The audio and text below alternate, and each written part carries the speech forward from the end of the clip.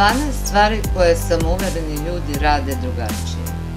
Šta istinski samouvereni ljudi rade što ih čini drugačijim od ostalih?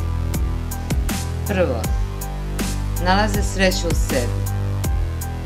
Samouvereni ljudi crpe osjećaj zadovoljstva i sopstvenih dostignuća. Pod 2. Ne osuđuju. Oni ne osuđuju druge, ne porede se sa drugima. Pod 3. Kažu da samo kada to zaista žele. Ljudi koji imaju samopouzdanje znaju reći ne s vremena na vreme. 4. Više slušaju nego što pričaju. Samouvereni ljudi više slušaju nego što pričaju, jer ne osjećaju potrebu za dokazivanje. 5. Govore sa sigurnošću. Iznose svoje ideje sa ubeđenjem, bez isfraziranog i mislim.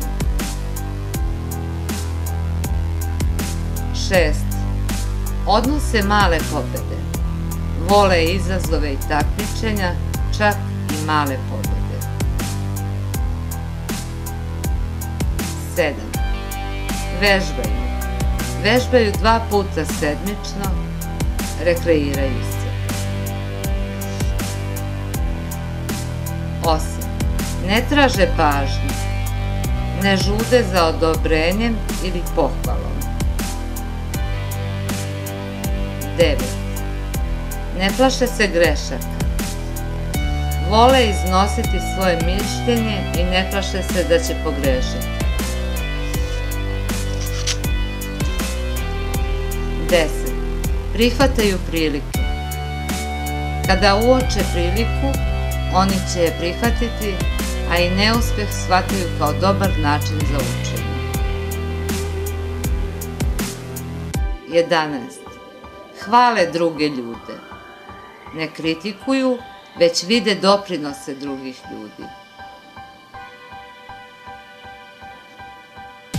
12. Ne boje se tražiti pomoć. Poznaju svoje mane i vrline i uz pomoć drugih popunjavaju praznine.